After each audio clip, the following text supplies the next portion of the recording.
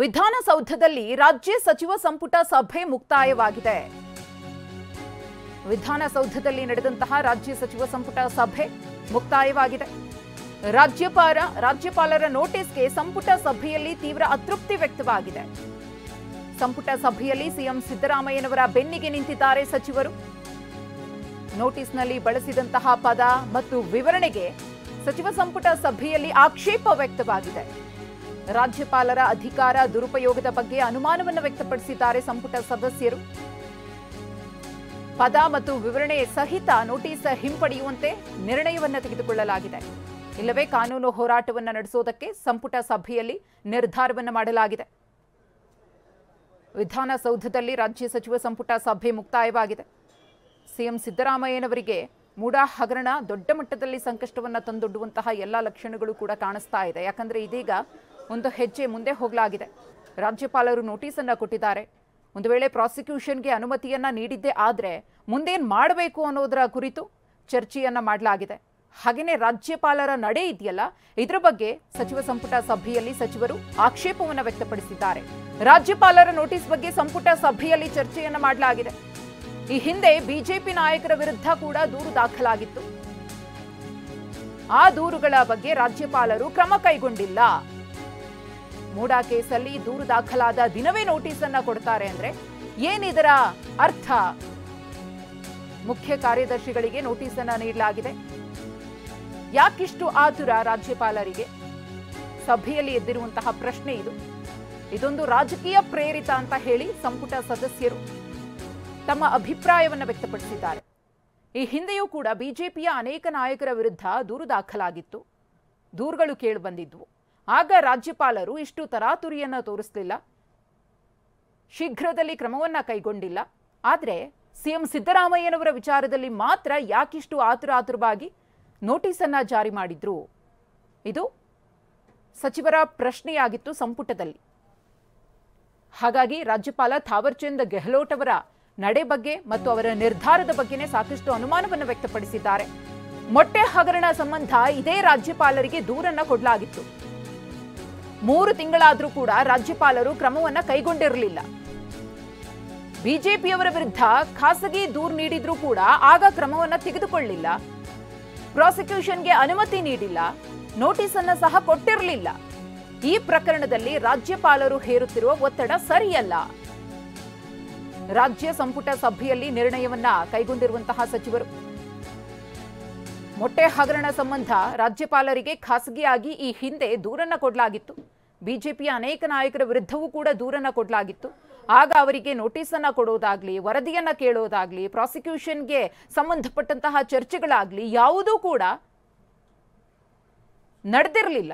ಆದರೆ ಸಿಎಂ ಸಿದ್ದರಾಮಯ್ಯನವರ ವಿರುದ್ಧ ಖಾಸಗಿ ದೂರು ಬಂತು ಅನ್ನೋ ಹಿನ್ನೆಲೆಯಲ್ಲಿ ತತ್ಕ್ಷಣವೇ ರಾಜ್ಯಪಾಲರು ನೋಟಿಸ್ ಅನ್ನ ಕೊಡ್ತಾರೆ ಅಂದ್ರೆ ಏನರ್ಥ? ಯಾಕಿಷ್ಟೊಂದು ಒತ್ತಡವನ್ನ ಹೇರ್ತಿದ್ದಾರೆ ಅಥವಾ ಒತ್ತಾಯಕ್ಕೆ ಒಳಗಾಗ್ತಿದ್ದಾರಾ? ಈ ರೀತಿಯ ಪ್ರಶ್ನೆಗಳನ್ನ ಎತ್ತಿ ಸಚಿವ ಸಂಪುಟ ಸಭೆಯಲ್ಲಿ ಸಚಿವರು ಚರ್ಚೆಯನ್ನ ಮಾಡಿದ್ದಾರೆ. ಒಂದು ವೇಳೆ ನೋಟಿಸ್ ಅನ್ನ ವಾಪಸ್ ಪಡೆಯದೇ ಹೋದ್ರೆ, ಪ್ರಾಸಿಕ್ಯೂಷನ್ಗೆ ಅನುಮತಿಯನ್ನ ಕೊಟ್ಟಿದ್ದೇ ಆದ್ರೆ ಏನ್ ಕ್ರಮ ಅನ್ನೋದ್ರ ಕುರಿತು ಚರ್ಚಿಸಲಾಗಿದೆ. ಕೋಣನಿಗೆ ಕಾಯಿಲೆ ಬಂದ್ರೆ ಎಮ್ಮೆಗೆ ಬರೆ ಹಾಕದ್ರಂತೆ. ವಿಧಾನಸೌಧದಲ್ಲಿ TV9ಗೆ ಸಚಿವ KN ರಾಜಣ್ಣ ಅವರು ಕೊಟ್ಟಿರುವಂತಹ ಹೇಳಿಕೆ ಇದು. 20 ವರ್ಷದ ಹಿಂದೆ ಸಿಎಂ ಮನೆಯವರು ಖರೀದಿಸಿದ್ದಾರೆ. ಕಾನೂನಿನ ಪ್ರಕಾರವಾಗಿಯೇ ಜಾಗ ಖರೀದಿ ಮಾಡಲಾಗಿದೆ. ಈಗ ಗವರ್ನರ್ ಮುಂದೆ ಎಷ್ಟು ಪಿಟಿಷನ್ ಇದೆ? ಇದು ರಾಜಕೀಯ ಮಿಶ್ರಣ, ಇದು ಸಂಪೂರ್ಣವಾಗಿ ರಾಜಕೀಯ ಪ್ರೇರಿತ ಅಂತ ಹೇಳಿ TV9ಗೆ ಸಚಿವ KN ರಾಜಣ್ಣ ಅವರು ಹೇಳಿಕೆಯನ್ನ ಕೊಟ್ಟಿದ್ದಾರೆ. ಎಲ್ಲೋ ಒಂದು ಕಡೆ ಸರ್ಕಾರವನ್ನ ಟಾರ್ಗೆಟ್ ಮಾಡ್ಕೊಂಡಿದ್ದಾರೆ. ಹಾಗಾಗಿನೇ ರಾಜಕೀಯ ಪ್ರೇರಣೆಗೆ ಒಳಪಟ್ಟು ರಾಜ್ಯಪಾಲರು ಈ ರೀತಿಯಾಗಿ ನಿರ್ಧಾರವನ್ನು ತೆಗೆದುಕೊಂಡಿದ್ದಾರೆ ಅನ್ನೋ ಗಂಭೀರ ಆರೋಪವನ್ನ ರಾಜಣ್ಣ ಮಾಡಿದ್ದಾರೆ. ಸಚಿವ KN ರಾಜಣ್ಣ ಜೊತೆ ಅವ್ರನ್ನ ಮಾತಾಡ್ತೇನೆ. ಸರ್, ಅಂದ್ರೆ ಈಗ ಮೂಡ ಪ್ರಕರಣ ವಿಚಾರವಾಗಿ ಎಲ್ಲೋ ಒಂದ್ ಕಡೆ ರಾಜಕೀಯ ಬಳಕೆ ಆಗ್ತಾ ಇದೆಯಾ ಅಂತ ಸರ್? ಈಗ ರಾಜ್ಯಪಾಲರು ಕೂಡ ಎಂಟ್ರಿ ಆಗಿರುವಂತ ವಿಚಾರ ಪೂರ್ಣ ರಾಜಕಾರಣನೇ ಅಲ್ಲ ರೀ. ಅವರ ಮನೆಯವ್ರಿಗೆ ಸೈಟ್ ಕೊಟ್ರೆ ಮುಖ್ಯಮಂತ್ರಿಗಳಿಗೆ ಈಗ ಹಳ್ಳಿನಲ್ಲಿ ಗಾದೆ ಹೇಳ್ತಾರಲ್ಲ, ಅದು ಎಂಥದ್ದು ಕೋಣನಿಗೆ ಕಾಯಿಲೆ ಬಂದರೆ ಎಮ್ಮೆಗೆ ಬರೆ ಹಾಕ್ದಂಗೆ, ಅಥವಾ ಎಮ್ಮೆಗೆ ರೋಗ ಬಂದರೆ ಕೋಣನಿಗೆ ಬರೆ ಹಾಕ್ದಂಗೆ. ಹಿಂಗೆ ಇದರಲ್ಲಿ ಅವ್ರ ಮನೆಯವರು ಯಾವ್ದು 20 ವರ್ಷದ ಹಿಂದಿನ ಕತೆ ತೊಗೊಂಬಂದು ಈಗೆಲ್ಲ ಮಾಡಿ 26 7ನೇ ತಾರೀಕು ಅರ್ಜಿ ಕೊಡ್ತಾರೆ. ಅವತ್ತು ಸಾಯಂಕಾಲಕ್ಕೆ ಶೋಕಾಸ್ ನೋಟಿಸ್ ಕೊಡ್ತಾರೆ. ಇದೆಲ್ಲ ನೋಡಿದಾಗ ಪಿಟಿಷನ್ಸ್ಗಳು ಎಷ್ಟು ಪೆಂಡಿಂಗ್ ಇದ್ದಾವೆ ಅವ್ರ ಮುಂದೆಗಡೆ, ಗವರ್ನರ್ ಮುಂದೆಗಡೆ. ಅವ್ಯಾವುದು ಇಲ್ಲ. ಇದೊಂದಕ್ಕೆ ಒಂದೇ ದಿವಸ ಅರ್ಜಿ, ಒಂದೇ ದಿವಸಕ್ಕೆ ಶೋಕಾಸ್ ನೋಟಿಸ್. ನೋಡ್ತಿದ್ದಂಗೆ ರಾಜಕೀಯ ಮಿಶ್ರಣ ಇದೆ ಅಂತ ಗೊತ್ತಾಗುತ್ತಲ್ಲ. ದುರುದ್ದೇಶವಾಗಿ ಬಳಕೆ ಮಾಡ್ಕೊಡ್ತಾ ಒಂದು ಆರೋಪವನ್ನು ಕೂಡ ಮಾಡ್ತಾ ಇದ್ದಾರೆ. ಕ್ಯಾಮರಾ ಪರ್ಸನ್ ರವಿ ಜೊತೆ ಅನಿಲ್ ಕಲ್ಕೆರೆ, TV9 ಬೆಂಗಳೂರು. 4 ಗಂಟೆಗೆ DCM ನಾಯಕತ್ವದಲ್ಲಿ ಲಾ ಮಿನಿಸ್ಟ್ರು, ಹೋಮ್ ಮಿನಿಸ್ಟ್ರು ಮತ್ತು ಜಾರ್ಜು ಇನ್ನಿತರೆ 2-3 ಜನ ಮಂತ್ರಿಗಳು ಸಂಪೂರ್ಣವಾಗಿ ನಾವು ಇವತ್ತೇನು ಕ್ಯಾಬಿನೆಟಲ್ಲಿ ಡಿಸಿಷನ್ ತಗೊಂಡಿದ್ದೀವಿ ಆ ಡಿಸಿಷನ್ ಬಗ್ಗೆ ಬ್ರೀಫ್ ಮಾಡಿ 4 ಗಂಟೆಗೆ DCM ನಾಯಕತ್ವದಲ್ಲಿ ಲಾ ಮಿನಿಸ್ಟ್ರು, ಹೋಮ್ ಮಿನಿಸ್ಟ್ರು ಮತ್ತು ಜಾರ್ಜು ಇನ್ನಿತರೆ 2-3 ಜನ ಮಂತ್ರಿಗಳು ಸಂಪೂರ್ಣವಾಗಿ ನಾವು ಇವತ್ತೇನು ಕ್ಯಾಬಿನೆಟಲ್ಲಿ ಡಿಸಿಷನ್ ತಗೊಂಡಿದ್ದೀವಿ ಆ ಡಿಸಿಷನ್ ಬಗ್ಗೆ ಬ್ರೀಫ್ ಮಾಡಿ ಅಲ್ಲ ಅದೇ ಏನೆಲ್ಲ ಡಿಸಿಷನ್ ಪ್ರೆಸ್ ಕಂಪ್ಲೀಟ್ ಡೀಟೇಲ್ ಆಗಿ ಪ್ರೆಸ್ ಮಾಡ್ತಾರೆ. DCM ಅವರು ಹೇಳ್ತಾರೆ. ಈಗ ಏನಿಲ್ಲ, ಎಲ್ಲನೂ ಡೀಟೇಲ್ ಆಗಿ ಹೇಳ್ತಾರೆ. ಎಲ್ಲ ಒಂದು 10 ಜನ ಮಂತ್ರಿಗಳು ಇರ್ತಾರೆ ಪ್ರೆಸ್ನಲ್ಲಿ, ಎಲ್ಲ ಕೂಡಿ ಹೇಳ್ತಾರೆ ಒಂದೇ ಸಾರಿ ಒಟ್ಟಿಗೆ ಒಮ್ಮೆ ಹೇಳ್ತೀವಿ ಅಷ್ಟೇ. ರಾಜಕೀಯವಾಗಿ ಬಳಕೆ ಮಾಡ್ಕೊಳ್ತಾರೆ ಒಂದು ಆರೋಪ. ಏನು ಇಲ್ಲ, ಎಲ್ಲ ಒಟ್ಟಿಗೆ ಹೇಳ್ತೀವಿ ಅಷ್ಟೇ. 2 ಅವರ್ಸಲ್ಲಿ ಹೇಳ್ತಾರೆ ಎಲ್ಲ ಡೀಟೇಲ್. ಅದು ಲೆಟ್ರ್ ಸಬ್ಮಿಟ್ ಮಾಡಿದ್ಮೇಲೆ ಹೇಳ್ತಾರೆ. ಅಲ್ಲ ಅದೇ ಏನೆಲ್ಲ ಡಿಸಿಷನ್ ಪ್ರೆಸ್ ಕಂಪ್ಲೀಟ್ ಡೀಟೇಲ್ ಆಗಿ ಪ್ರೆಸ್ ಮಾಡ್ತಾರೆ. DCM ಅವರು ಹೇಳ್ತಾರೆ. ಈಗ ಏನಿಲ್ಲ, ಎಲ್ಲನೂ ಡೀಟೇಲ್ ಆಗಿ ಹೇಳ್ತಾರೆ. ಎಲ್ಲ ಒಂದು 10 ಜನ ಮಂತ್ರಿಗಳು ಇರ್ತಾರೆ ಪ್ರೆಸ್ನಲ್ಲಿ, ಎಲ್ಲ ಕೂಡಿ ಹೇಳ್ತಾರೆ ಒಂದೇ ಸಾರಿ ಒಟ್ಟಿಗೆ ಒಮ್ಮೆ ಹೇಳ್ತೀವಿ ಅಷ್ಟೇ. ರಾಜಕೀಯವಾಗಿ ಬಳಕೆ ಮಾಡ್ಕೊಳ್ತಾರೆ ಒಂದು ಆರೋಪ. ಏನು ಇಲ್ಲ, ಎಲ್ಲ ಒಟ್ಟಿಗೆ ಹೇಳ್ತೀವಿ ಅಷ್ಟೇ. 2 ಅವರ್ಸಲ್ಲಿ ಹೇಳ್ತಾರೆ ಎಲ್ಲ ಡೀಟೇಲ್. ಅದು ಲೆಟ್ರ್ ಸಬ್ಮಿಟ್ ಮಾಡಿದ್ಮೇಲೆ. ಈ ಕುರಿತು ಮತ್ತಷ್ಟು ಮಾಹಿತಿಯನ್ನು ಕೊಡೋದಕ್ಕೆ ನಮ್ಮ ಪ್ರತಿನಿಧಿ ಪ್ರಸನ್ನ ಇದೀಗ ನೇರ ಸಂಪರ್ಕದಲ್ಲಿದ್ದಾರೆ. ಪ್ರಸನ್ನ, ಇವತ್ತು ರಾಜ್ಯ ರಾಜಕಾರಣದಲ್ಲಿ ದೊಡ್ಡ ಮಟ್ಟದಲ್ಲಿ ಸಂಚಲನವನ್ನ ಸೃಷ್ಟಿ ಮಾಡಿರೋದು ರಾಜ್ಯಪಾಲರ ನಡೆ. ರಾಜ್ಯಪಾಲರು ನೋಟಿಸ್ ಅನ್ನ ಕೊಟ್ಟಿರೋದು, ಜೊತೆಗೆ ಪ್ರಾಸಿಕ್ಯೂಷನ್ಗೆ ಅನುಮತಿಯನ್ನ ಕೊಟ್ಟಿದ್ದೆ. ಆದ್ರೆ ಏನಾಗಬಹುದು ಅನ್ನೋ ಕುತೂಹಲಕಾರಿ ಚರ್ಚೆಯೂ ಕೂಡ ನಡೀತಾ ಇದೆ. ಸಚಿವ ಸಂಪುಟ ಸಭೆಯಲ್ಲಿ ಏನೆಲ್ಲ ವಿಚಾರಗಳು ಚರ್ಚೆ ಆಯಿತು, ಸಚಿವರು ತೆಗೆದುಕೊಂಡಂತಹ ನಿರ್ಧಾರಗಳು ಏನೇನು ಅಂತ?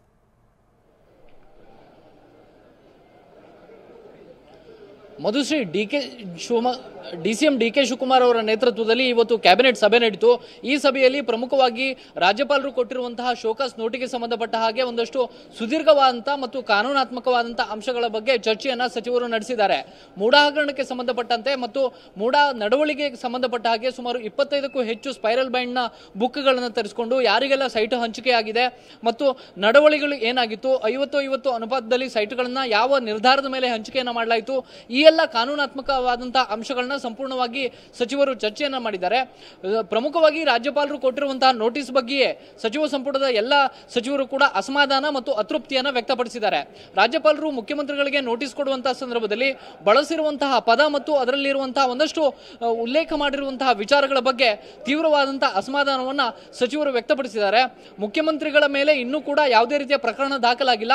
ಇಂತಹ ಸಂದರ್ಭದಲ್ಲಿ ಅವರೊಬ್ಬ ಆಪಾದಿತ ಅನ್ನುವಂತಹ ರೀತಿಯಲ್ಲಿ ಆರೋಪವನ್ನು ಹೊರಿಸಿ ಮುಖ್ಯಮಂತ್ರಿಗಳಿಗೆ ನೇರವಾಗಿ ಶೋಕಾಸ್ ನೋಟಿಸ್ ಕೊಟ್ಟಿದ್ದರ ಹಿಂದೆ ಒಂದಷ್ಟು ರಾಜಕೀಯ ಪ್ರೇರೇಪಣೆ ಇದೆ ಅನ್ನುವಂತಹ ಆಕ್ಷೇಪ ಮತ್ತು ಅತೃಪ್ತಿ ಸಚಿವರ ವಲಯದಿಂದ ವ್ಯಕ್ತವಾಗಿದೆ.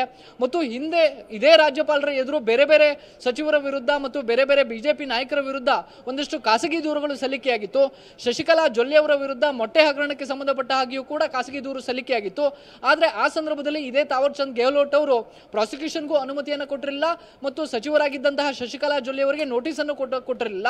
ಇದೇ ರೀತಿಯಲ್ಲಿ ಹಲವಾರು ಪಿಟಿಷನ್ಗಳು ರಾಜ್ಯಪಾಲರ ಮುಂದೆ ಬಾಕಿ ಇರುವಂತಹ ಸಂದರ್ಭದಲ್ಲಿಯೇ ಅವರು ಯಾಕೆ ನೇರವಾಗಿ ಮುಖ್ಯಮಂತ್ರಿಗಳಿಗೆ ನೋಟಿಸ್ ಅನ್ನ ಕೊಟ್ಟರು ಮತ್ತು ಸರ್ಕಾರದ ಮುಖ್ಯ ಕಾರ್ಯದರ್ಶಿಗಳಿಗೆ ನೋಟಿಸ್ ಅನ್ನ ಕೊಟ್ಟಂತ ಸಂದರ್ಭದಲ್ಲಿ ಸರ್ಕಾರದ ವತಿಯಿಂದ ಮುಖ್ಯ ಕಾರ್ಯದರ್ಶಿಗಳು ರಾಜ್ಯಪಾಲರಿಗೆ ವರದಿಯನ್ನು ಕೊಡ್ತಾರೆ. ವರದಿ ಬಂದ ಮೇಲೆ ಅವರು ಮುಖ್ಯಮಂತ್ರಿಗಳಿಗೆ ನೋಟಿಸ್ ಅನ್ನು ಕೊಡಬೇಕಾಗಿತ್ತು. ಆದರೆ ಜುಲೈ 26ರಂದು TJ ಅಬ್ರಹಾಂ ಅವರು ದೂರು ಕೊಟ್ಟ ಒಂದೇ ದಿನಕ್ಕೆ ಮುಖ್ಯಮಂತ್ರಿಗಳಿಗೆ ನೋಟಿಸ್ ಕೊಟ್ಟಿರುವಂತದ್ದು ಎಷ್ಟು ಸರಿ ಎನ್ನುವಂತಹ ದೊಡ್ಡ ಆಕ್ಷೇಪಣೆಯನ್ನ ಇವತ್ತಿನ ಸಚಿವ ಸಂಪುಟದ ಸಭೆಯಲ್ಲಿ ಎತ್ತಲಾಗಿದೆ. ಮತ್ತು ಮುಂದೆ ಅಕಸ್ಮಾತ್ ಲೀಗಲ್ ನೋಟಿಸ್ಗೂ ಯಾವುದೇ ರೀತಿಯ ಅಥವಾ ಇವತ್ತು ತೆಗೆದುಕೊಂಡ ನಿರ್ಣಯಕ್ಕೂ ರಾಜಭವನ ಆಗಲಿ ರಾಜ್ಯಪಾಲರಾಗಲಿ ಸ್ಪಂದಿಸದೆ ಹೋದ್ರೆ ಮುಂದಿನ ದಿನಗಳಲ್ಲಿ ಅವರು ಯಾವುದೇ ರೀತಿಯ ಅತಿರೇಕದ ನಿರ್ಣಯವನ್ನು ತೆಗೆದುಕೊಳ್ಳಬಹುದು. ಮುಖ್ಯಮಂತ್ರಿಗಳ ವಿರುದ್ಧ ಪ್ರಾಸಿಕ್ಯೂಷನ್ಗೂ ಕೂಡ ತೀರ್ಮಾನವನ್ನು ತೆಗೆದುಕೊಳ್ಳಬಹುದು. ಅಕಸ್ಮಾತ್ ಆ ರೀತಿಯ ಪರಿಸ್ಥಿತಿ ಬಂದಿದ್ದೇ ಆದರೆ ಹೇಗೆ ಕಾನೂನು ಹೋರಾಟವನ್ನು ಮಾಡಬೇಕು ಅನ್ನೋ ಬಗ್ಗೆ ಇವತ್ತಿನ ಸಚಿವ ಸಂಪುಟ ಸಭೆಯಲ್ಲಿ ಚರ್ಚೆ ಮಾಡಲಾಗಿದೆ. 4 ಗಂಟೆಗೆ ಸರಿಯಾಗಿ ಗೃಹ ಸಚಿವರು DCM DK ಶಿವಕುಮಾರ್ ಮತ್ತು ಕಾನೂನು ಸಚಿವರು ಸೇರಿದಂತೆ ಸರ್ಕಾರದ ಪ್ರಮುಖ ಸಚಿವರೆಲ್ಲರೂ ಕೂಡ ರಾಜಭವನದಿಂದ ಏನೆಲ್ಲ ಲೋಪದೋಷಗಳಾಗಿದ್ದಾವೆ, ಮುಖ್ಯಮಂತ್ರಿಗಳಿಗೆ ಶೋಕಾಸ್ ನೋಟಿಸ್ ಕೊಡುವಂತಹ ಸಂದರ್ಭದಲ್ಲಿ ಏನೆಲ್ಲ ಮಿಸ್ಲೀಡಿಂಗ್ ಆಗುವಂತಹ ಅಂಶಗಳನ್ನ ಅಲ್ಲಿ ಪ್ರಸ್ತಾಪವನ್ನು ಮಾಡಲಾಗಿದೆ ಮತ್ತು ನೇರವಾಗಿ ಈ ರೀತಿ ಕಾನೂನಿಗೆ ಉಲ್ಲಂಘನೆ ಆಗುವಂತಹ ರೀತಿಯಲ್ಲಿ ಶೋಕಾಸ್ ನೋಟಿಸ್ ಕೊಟ್ಟಂತದ್ದು ಎಷ್ಟು ಸರಿ ಎನ್ನುವಂತಹ ಅಂಶಗಳನ್ನ ಮತ್ತು ಆಕ್ಷೇಪಣೆಗಳನ್ನ ಮಾಧ್ಯಮಗಳ ಮುಂದೆಯೂ ಕೂಡ ಬಿಚ್ಚಿಡಲಿಕ್ಕಿದ್ದಾರೆ. ಮಧುಶ್ರೀ, ಧನ್ಯವಾದ ಪ್ರಸನ್ನ ತಮ್ಮ ಮಾಹಿತಿಗಾಗಿ.